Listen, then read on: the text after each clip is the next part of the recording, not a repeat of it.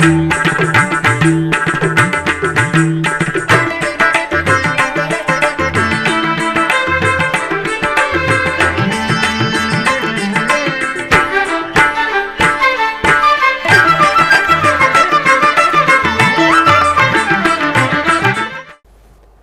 నమో వెంకటేశాయ.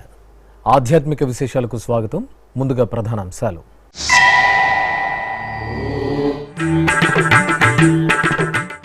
November 10వ తేదీ నుండి శ్రీ పద్మావతి అమ్మవారి బ్రహ్మోత్సవాలు. తిరుచానూరులో బ్రహ్మోత్సవాల బుక్లెట్ ను ఆవిష్కరించిన టీటీడీ చైర్మన్.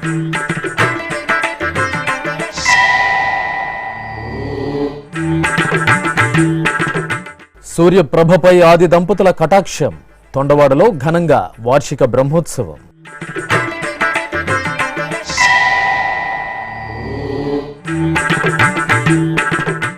చిన్న అహోబిలంలో వార్షిక పవిత్రోత్సవాలు. శ్రీ ప్రహ్లాద వరదుని సన్నిధిలో విశేష హోమాలు.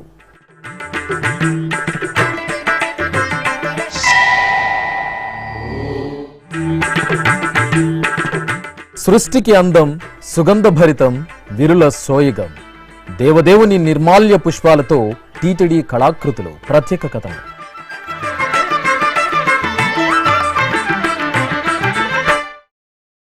తిరుచానూరు శ్రీ పద్మావతి అమ్మవారి కార్తీక బ్రహ్మోత్సవాలు నవంబర్ 10వ తేదీ నుండి 18వ తేదీ వరకు అంగరంగ వైభవంగా జరగనున్నాయి. ఈ సందర్భంగా TTD chairman Bhumana Karunakar Reddy, EO A V Dharmareddy అమ్మవారి బ్రహ్మోత్సవాల బుక్లెట్ను సోమవారం ఆవిష్కరించారు. ముందుగా చైర్మన్, ఈవోలు శ్రీ పద్మావతి అమ్మవారిని దర్శించుకున్నారు. అనంతరం ఆశీర్వాద మండపంలో పండితులు వేదాశీర్వచనం పలకగా అధికారులు ప్రసాదాలను అందజేశారు. ఓం శ్రీ పద్మావతి దేవ్యై నమః. ఓం శ్రీ. అనంతరం ఆలయం వెలుపల శ్రీ పద్మావతి అమ్మవారి కార్తీక బ్రహ్మోత్సవాల బుక్లెట్ను చైర్మన్, ఈవోలు ఆవిష్కరించారు.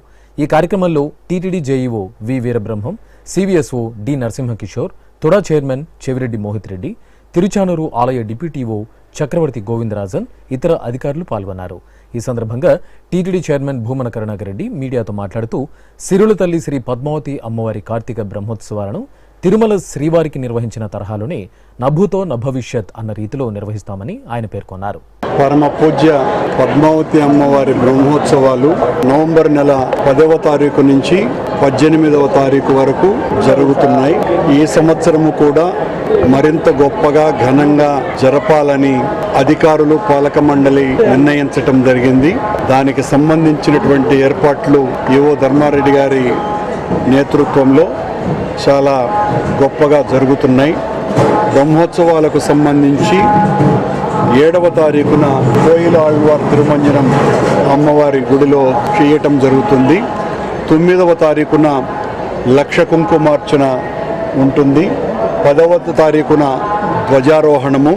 14వ తారీఖున అమ్మవారికి అత్యంత ఇష్టమైనటువంటి గజవాహనము. 18వ తారీఖున పంచమి తీర్థం. 15వ తారీఖున స్వర్ణరథం. 17న రథోత్సవము జరగబోతున్నాయి. 19వ తారీఖున పుష్పయాగాన్ని నిర్వహిస్తారు.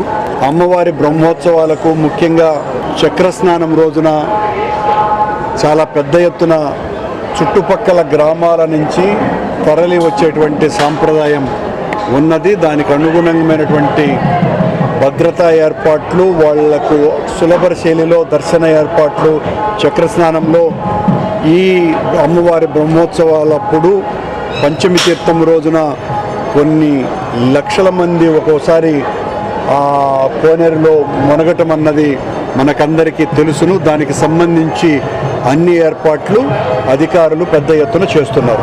దీనికి సంబంధించి మీ అందరికీ సహకారం కూడా అర్థిస్తున్నాం. అట్లాగే ఈ సంవత్సరం అమ్మవారి కోనేరును 9 కోట్ల రూపాయల వ్యయంతో ఆధునీకరిస్తున్నాం. దాదాపుగా పూర్తిగా వచ్చింది. తొందరలోనే నీరుని నింపే కార్యక్రమం కూడా చేయబోతున్నాం.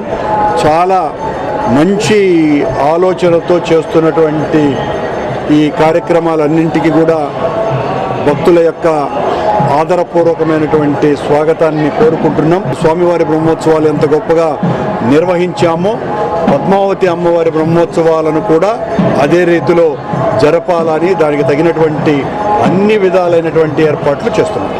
తిరుపతికి సమీపంలోని తొండవాడలో నెలవైన శ్రీ ఆనందవల్లి సమేత అగస్తీశ్వర స్వామివారి ఆలయంలో వార్షిక బ్రహ్మోత్సవాలు వైభవంగా జరుగుతున్నాయి. ఈ నెల 25వ తేదీ నుండి నవంబర్ 2వ తేదీ వరకు జరిగే ఈ ఉత్సవాల్లో భాగంగా సోమవారం ఉదయం సూర్యప్రభ వాహన సేవ అత్యంత ఘనంగా జరిగింది. స్వర్ణ మణిమయ వజ్రాభరణాలు, సుగంధ పుష్పమాలికలతో ప్రత్యేక అలంకరణలో సూర్యప్రభపై వేంచేసిన స్వామి అమ్మవార్లకు అర్చకులు విశేష ఆరాధనలను నిర్వహించారు. అనంతరం మేళతాళాలు, మంగళ వాయిద్యాల నడుమ ఆది దంపతులకు ఆలయ వీధుల్లో సూర్యప్రభ వాహన సేవ వైభవపేతంగా జరిగింది.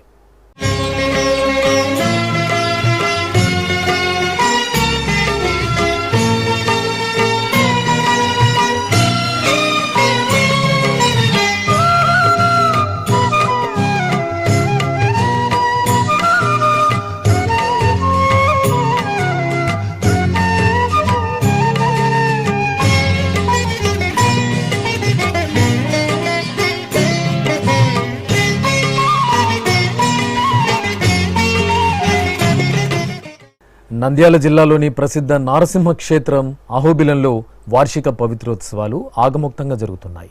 3 రోజుల పాటు నిర్వహించే ఈ ఉత్సవాల్లో భాగంగా చిన్న అహోబిలం క్షేత్రంలో ఉభయ దేవేరుల సమేతంగా శ్రీ ప్రహ్లాద వరదరాయ స్వామివారిని సర్వాంగ సుందరంగా యాగమండపంలో వేంచేపు చేసిన అర్చకులు వైదిక క్రతువులతో సేవించారు. ఆపై వేదమంత్రోచ్చారణల నడుమ ఋత్విక్కులు హోమాది కార్యక్రమాలను పూర్తి చేసి పూర్ణాహుతి సమర్పించారు.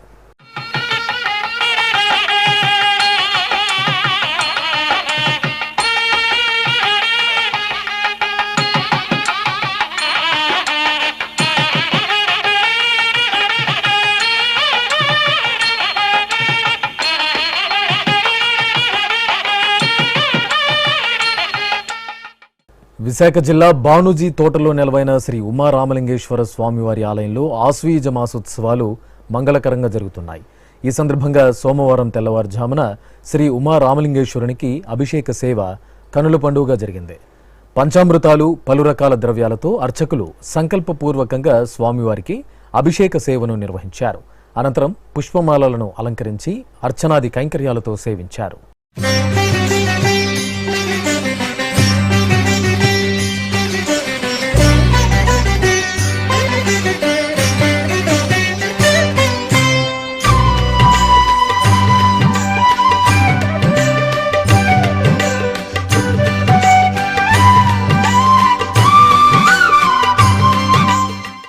సనాతన ధర్మానికి పట్టం కట్టే అతిపెద్ద హైందవ ధార్మిక సంస్థ తిరుమల తిరుపతి దేవస్థానం. మన ఆచార వ్యవహారాలకు అత్యంత ప్రాధాన్యమిచ్చే టీటీడీ కలియుగ దైవం చెంత అతిథి మర్యాదలతో సదా భక్తుల సేవకు అగ్ర తాంబూలమిస్తుంది. అటువంటి సభక్తిపూర్వక కైంకర్యమే నిత్యాన్నదాన వితరణ. బ్రహ్మస్వరూపమైన అన్నదాన యజ్ఞంలో సహృదయులైన దాతల పాత్ర ఉత్తమోత్తమమైనది. ఈ క్రమంలో మాతృశ్రీ తరిగొండ వెంగమాంబ నిత్యాన్న భవనంలో దాతలకు ఒకరోజు అన్నదాన పథకానికి మక్కువతో విరాళాలను అందిస్తున్నారు. ఆ విశేషాలు మీకోసం. అన్నం పరబ్రహ్మ స్వరూపం. ఈ సమస్త సృష్టిలో ప్రాణజీవులన్నీ అన్నజీవులే. ఆయా జీవులు వాటికి తగిన ఆహారం స్వీకరించడంతో ప్రాణశక్తిని పొందుతాయి. అంటే అన్నం ప్రాణంతో సమానం. అన్నదానం చేస్తే ప్రాణదానం చేసినట్లే. అందుకే అన్నదాత సుఖీభవ అని శాస్త్రాలు పేర్కొంటున్నాయి. ఇంతటి ప్రశస్తమైన అన్నదాన యజ్ఞం తిరుమల తిరుపతి దేవస్థానం ఆధ్వర్యంలో అఖిలాండకోటి బ్రహ్మాండ నాయకుని దివ్య చరణాల చెంత నిరంతరాయంగా జరుగుతోంది. సకల వేదాలు, సర్వశాస్త్రాలు, అన్ని ఉపనిషత్తులు అన్నదానంకు మించిన దానం లేదని తెలుపుతున్నాయి. అందుకే సాక్షాత్తు కలియుగ ప్రత్యక్ష దైవం తిరుమల శ్రీ వెంకటేశ్వరుని దర్శనానికి తరలివచ్చే భక్తులందరూ ఆ స్వామివారి అన్నప్రసాదాలను స్వీకరించాలనే సంకల్పం నుండి ఆవిర్భవించినదే శ్రీ వెంకటేశ్వర అన్నప్రసాదం ట్రస్టు. ఈ ట్రస్టు ద్వారా నిత్యం తిరుమలలోని మాతృశ్రీ తరిగొండ వెంగమాంబ నిత్యాన్న భవనం, వైకుంఠం క్యూ కాంప్లెక్స్ 1, 2 కంపార్ట్మెంట్లు, వెలుపల బయట క్యూలైన్లు, పిఏసి 4, పిఏసి 2, అలిపిరి నడక మార్గంలోని గాలిగోపురం, తిరుపతిలోని శ్రీనివాసం, విష్ణునివాసం కాంప్లెక్స్, రుయా ఆసుపత్రి, స్విమ్స్, మెటర్నిటీ ఆసుపత్రి, బర్డ్ ఆసుపత్రి, ఎస్వి ఆయుర్వేద ఆసుపత్రి, గోవిందరాజస్వామి 2, 3 సత్రాలు, తిరుచానూరు అన్నప్రసాద భవనంలో భక్తులకు నిరంతరాయంగా అన్నప్రసాద వితరణ చేస్తున్నారు. ఈ సత్కార్యానికి వదాన్యులైన ఎందరో భక్తుల చేయూత కూడా తోడవటంతో టీటీడీ అన్నప్రసాద వితరణ యజ్ఞం అప్రతిహాతంగా కొనసాగుతోంది. ఈ ట్రస్టు ద్వారా సహృదయులైన ఎందరో దాతలు తిరుమలలో అన్నప్రసాద వితరణకు విరాళాలను అందిస్తున్నారు. ఈ క్రమంలో ఒకరోజు అన్నప్రసాద వితరణకు విరాళ పథకాన్ని 2018వ సంవత్సరం మే 19వ తేదీ 33 లక్షల రూపాయలతో ప్రారంభమైన ఈ పథకం నిరంతరాయంగా కొనసాగుతోంది. కాగా నిత్యావసర వస్తువులు ధరలు పెరగడంతో టీటీడీ ఈ ఒకరోజు విరాళం మొత్తాన్ని 38 లక్షలకు పెంచింది. ఈ పథకం ద్వారా దాతలు ఒకరోజు శ్రీవారి భక్తులకు అన్నప్రసాద వితరణకు అయ్యే మొత్తం 38 లక్షల రూపాయలను విరాళంగా అందించి స్వయంగా వారే వడ్డించవచ్చు. అలాగే ఒకరోజు అల్పాహార వితరణకు 8 లక్షల రూపాయలను విరాళంగా అందించవచ్చు. ఇంకా ఒక్కపూట అన్నప్రసాద వితరణకు దాతలు 15 లక్షలను విరాళంగా అందజేయవచ్చు. ఈ పథకం ద్వారా ఆయా రోజుల్లో విరాళం అందించిన దాతల పేర్లను మాతృశ్రీ తరిగొండ వెంగమాంబ నిత్యాన్న భవనంలో ప్రదర్శిస్తారు. జగత్తును పరిపాలించే శ్రీనివాసుడి పాదాల చెంత ఆ స్వామివారి మెండైన ఆశీర్వాద బలంతో అత్యంత గొప్పదైన అన్నదాన యజ్ఞంలో భక్తులు విరాళాలనిచ్చి భాగస్వాములవ్వడమే కాకుండా ఒకరోజు అన్నదాన విరాళ పథకానికి చేయూతనందించి స్వయంగా శ్రీవారి భక్తులకు వడ్డించడం మహద్భాగ్యం. అన్నదాత సుఖీభవ. భగవంతుడి సృష్టిలోని అందాన్నంతటినీ అద్భుతంగా ఆవిష్కరించేవి పుష్పాలు. వర్ణశోభితంగా చూడగానే ఆకట్టుకుంటూ సుగంధాలను వెదజల్లుతూ మనసుకు హాయిగొల్పే పుష్పాలు పరంధాముడి పాదాల చెంతకు చేరగానే తమ జన్మ ధన్యమైందని తలుస్తూ మరింతగా వికసిస్తాయి. భగవంతుని పాదసేవలో తరించిన పుష్పాలతో టీటీడీ అపురూప కళాఖండాల తయారీకి శ్రీకారం చుట్టింది. ఆ విశేషాలు ఇప్పుడు చూద్దాం.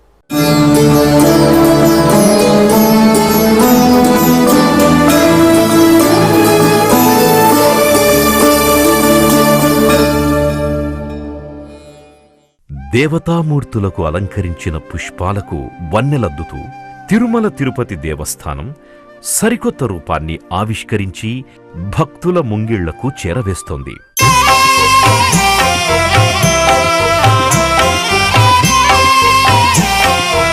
ఎన్నో ఉత్తమోత్తమమైన కార్యక్రమాలను రూపొందిస్తూ భక్తుల ఆదరణ చూరగుంటోన్న టీటీడీ అదే బాటలో పయనిస్తూ మన ముందుకు తీసుకొచ్చిన మరో అద్భుత ప్రయోగమే డ్రై ఫ్లవర్ టెక్నాలజీతో రూపొందించిన దేవతామూర్తుల చిత్రరూపాలు. సర్వశుభాలను సన్మంగళాలను సిద్ధింపచేయడంతో పాటు మానసిక ప్రశాంతతను ప్రసాదించే భగవంతుని ఆరాధనలో, ముఖ్యంగా నిత్యపూజా విధానంలో, మన సనాతన ధర్మ సంప్రదాయంలో పుష్పాల స్థానం ఎనలేనిది. సున్నితమైన సుగంధభరిత పుష్పాల సేవతో భగవంతుడు ప్రసన్నమవుతాడు. ఎన్నో సుగుణాలతో నిత్య వికాసంతో పరిమళించే పుష్పాలతో టీటీడీ చేపట్టిన వినూత్న ప్రయత్నమే పుష్ప ప్రసాదం. తిరుపతికి సమీపంలోని టీటీడీ అనుబంధ ఆలయాలలో భగవత్ కైంకర్యాలలో ధరించిన పూలను ఉపయోగించి డ్రై ఫ్లవర్ టెక్నాలజీతో దేవతామూర్తుల ఫోటో ఫ్రేమ్లతో పాటు ఆకట్టుకునే కళాకృతులు అత్యద్భుతంగా రూపుదిద్దుకుంటున్న ప్రయోగమే ఈ పుష్ప ప్రసాదం. ఇలా టీటీడీ రూపొందించిన ఫోటో ఫ్రేమ్లకి భక్తుల నుండి విశేష ఆదరణ లభిస్తోంది. తిరుమల శ్రీవారు, శ్రీ పద్మావతి అమ్మవారు, వకుళామాత, ఇలా అన్ని రకాల దేవతామూర్తుల కళారూపాలు ఎంతో ఆహ్లాదభరితంగా ఆధ్యాత్మిక సౌగంధాల గుబాళింపులతో అందంగా ఫోటో ఫ్రేమ్లలో ఇమిడిపోతున్నాయి. అదేవిధంగా సెలీ కాజల్తో పుష్పాలను ఎండబెట్టి రెజిన్తో పేపర్ వెయిట్స్, క్యాలెండర్లు, కీ చైన్లు, పెన్ స్టాండ్స్ తదితర ఉత్పత్తులను అందంగా తయారు చేస్తున్నారు. ఇందుకోసం 2021వ సంవత్సరం సెప్టెంబర్ 13వ తేదీ డాక్టర్ వైఎస్ఆర్ ఉద్యాన విశ్వవిద్యాలయంతో టీటీడీ ఒప్పందం కుదుర్చుకుంది. ఇందులో భాగంగా 83 లక్షలతో పరికరాలు, శిక్షణకు టీటీడీ నిధులు సమకూర్చింది. తిరుపతిలోని ఉద్యానవన విశ్వవిద్యాలయం పరిశోధనా కేంద్రంలో స్వయం సహాయక సంఘాలకు చెందిన 350 మంది మహిళలకు ప్రత్యేకంగా డ్రై ఫ్లవర్ టెక్నాలజీపై శిక్షణనిచ్చారు. రోజూ 200 మంది మహిళలు స్వామి అమ్మవార్ల ఆకృతులను, వివిధ కళాకృతులను A4 సైజులో తయారు చేస్తున్నారు. అత్యద్భుతంగా రూపుదిద్దుకుంటున్న ఈ కళాఖండాలను తిరుమల క్షేత్రంతో పాటు టీటీడీ స్థానిక ఆలయాల్లో, దేశంలోని పలు ప్రదేశాల్లో నిలవై ఉన్న టీటీడీ సమాచార కేంద్రాలలో భక్తులకు అందుబాటులో ఉంచారు.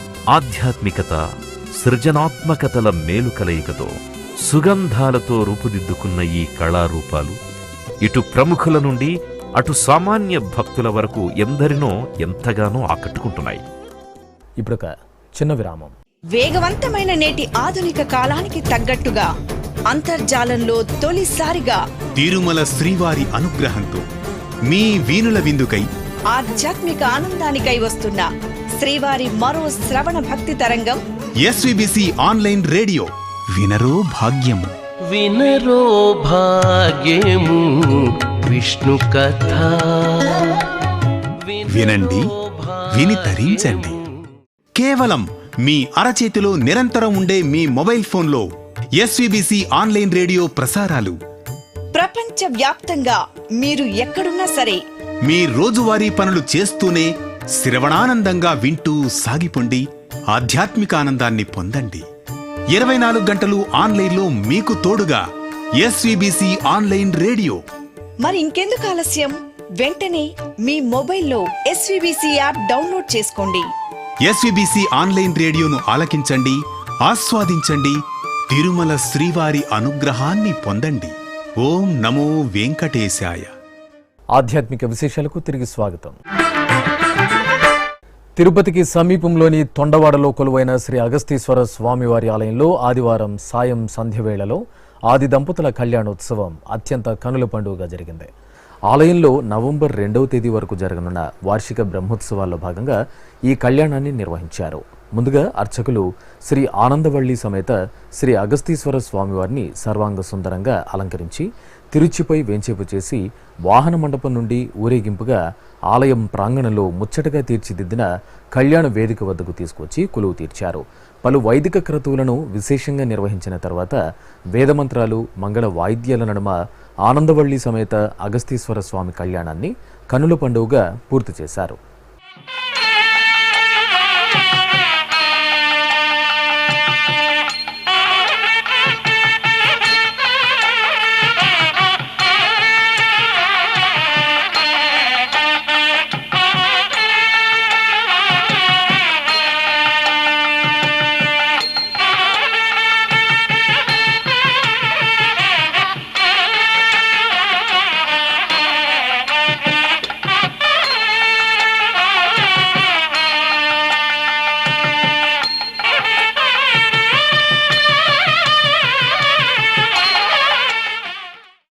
నెల్లూరు జిల్లా పెన్నా నది దక్షిణ తీరాన వేదగిరిపై కొలువైన శ్రీ లక్ష్మీ నృసింహ స్వామివారి దేవాలయంలో గరుడోత్సవం ఘనంగా జరిగింది. పౌర్ణమి శుభవేళ అర్చకులు శ్రీ లక్ష్మీ నృసింహస్వామివారిని పుష్పమాలలు, బంగారు ఆభరణాలతో సర్వాంగ సుందరంగా అలంకరించి గరుడ వాహనంపై ఆసీనులను చేశారు. భక్తులు జై నారసింహ స్మరణలు చేస్తుండగా బాజా భజంత్రీల నడుమ స్వామివారి గరుడోత్సవం కనుల పండుగగా సాగింది. దివ్య రూపమా గరుడ వాహనమా శ్రీహరి సేవా దీక్ష జ్ఞాన వైరాగ్య పక్ష కడు దివ్య రూపమా గరుడ వాహనమా శ్రీహరి సేవా దీక్ష జ్ఞాన వైరాగ్య పక్ష కడు దివ్య రూపమా గరుడ వాహనమా.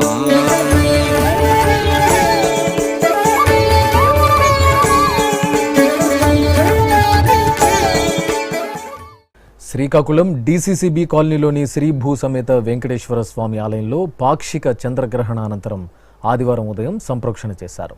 శ్రీ వెంకటేశ్వర స్వామివారి మూల విరాట్టును, ఉత్సవమూర్తులను, ఉపాలయాలలో కొలువైన శ్రీ లక్ష్మీదేవి, గోదాదేవి అమ్మవార్లను శుద్ధి చేసిన అనంతరం పట్టు వస్త్రాలు, స్వర్ణాభరణాలతో దివ్యాలంకరణ చేసి పాలు, పెరుగు, తేనె తదితర పంచామృతాలతో ఆగమోక్తంగా అభిషేకం నిర్వహించారు. రాహుగ్రస్త చంద్రగ్రహణ దోష నివారణార్థం భక్తులు శ్రీ వెంకటేశ్వర స్వామి వార్లను అధిక సంఖ్యలో దర్శించుకున్నారు. వరంగల్లోని దత్తక్షేత్రంలో ఆశ్వీజ బహుళ పాడ్యమి ఆదివారాన్ని పురస్కరించుకుని దత్తాత్రేయ స్వామివారికి తైలాభిషేకం నిర్వహించారు.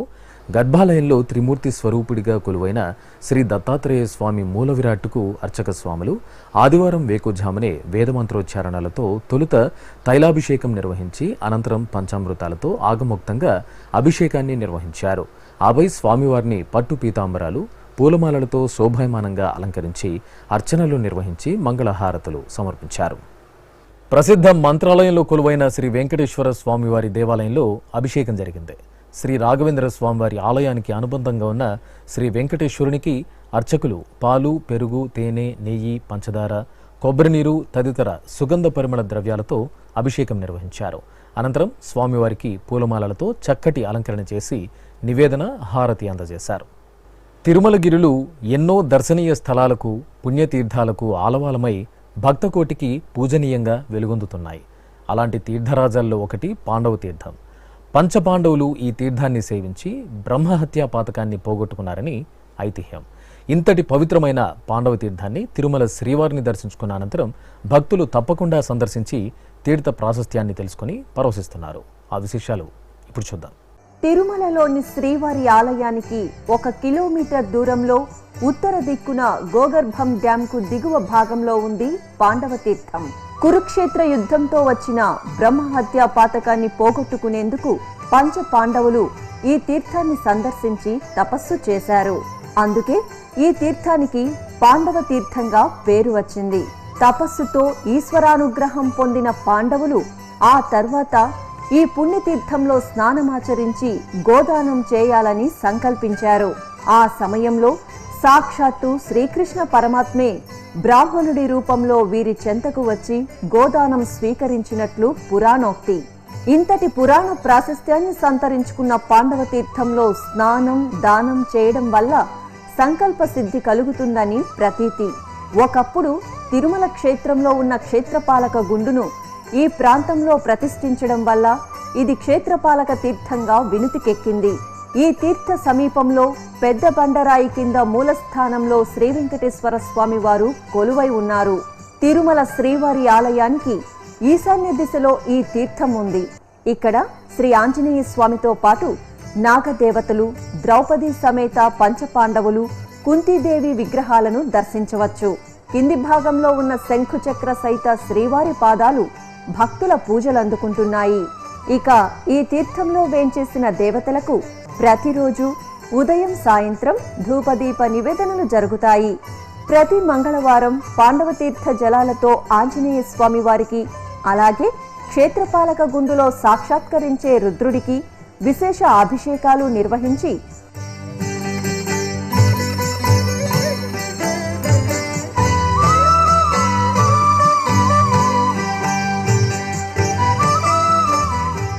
గుహ చుట్టూ ప్రదక్షిణలు చేయడం సంప్రదాయంగా వస్తోంది. మహాశివరాత్రి పర్వదినాన టీటీడీ ఆధ్వర్యంలో ప్రత్యేకించి ఈశ్వరుడికి పంచామృతాభిషేకాలు, ఆరాధనలతో పాటు భక్తులకు అన్నప్రసాద వితరణ జరుగుతుంది. శివానంద స్వామి అనే మహాయోగి ఈ ప్రాంతంలో 42 సంవత్సరాలు తపస్సు చేసి ఈ తీర్థాన్ని అభివృద్ధి చేశారని చెబుతారు. తీర్థానికి ఎదురుగా పెద్ద బండరాయిపై తిరుమల క్షేత్రపాలకుడైన రుద్రుడు, స్వామివారికి అభిముఖంగా నందీశ్వరుడు మనోహరంగా కొలువై పూజలందుకుంటున్నారు. ఇక ఇదే ప్రాంతంలో శ్రీ వ్యాసాశ్రమ స్థాపకులు శ్రీ మలయాళ స్వామి 12 సంవత్సరాల పాటు తపస్సు చేసి ఆత్మ సాక్షాత్కారం పొందారు. పూర్వం ఎందరో మునులు, సిద్ధులు లోక కళ్యాణార్థం పాండవ తీర్థ ప్రదేశంలో తపమాచరించేవారు. ఆ సమయంలో వారి తపస్సుకు భంగం కలిగించేందుకు ప్రయత్నించి శాపానికి గురైన సప్త కన్యకలకు శ్రీకృష్ణ పరమాత్మ ఇక్కడే శాప విమోచనం కలిగించినట్లు ఐతిహ్యం. క్షేత్రపాలక గుండుపై భాగంలో నాగాభరణ భూషుడు పరమేశ్వరుడు అనడానికి గుర్తుగా ఓవైపు నాగపడిగా, అలాగే అభేద్యమైన శివకేశవుల ఆధ్యాత్మిక ఆవిష్కరణకు తార్కాణంగా మరోవైపు శంఖుచక్ర సహిత నామాలు దర్శనమివ్వడం నిజంగా దేవదేవుడి లీలా విశేషమనే చెప్పాలి. ఘనమైన స్థల ప్రాశస్త్యంతో సంకల్ప సిద్ధిని వసుగుతూ కష్టాలను కడతీర్చే మహిమాన్విత తీర్థరాజంగా వెలుగొందుతున్న పాండవ తీర్థాన్ని దర్శిద్దాం. హరిహరుల నిండైన దీవెనలు అందుకుందాం. తిరుమల శ్రీ వెంకటేశ్వర స్వామివారిని దర్శించుకున్న భక్తుల సంఖ్య, శ్రీవారికి తలనీలాలు సమర్పించిన భక్తుల వివరాలు, హుండీ ఆదాయం తదితర అంశాలను ఇప్పుడు తిరుమల సమాచారంలో తెలుసుకుందాం.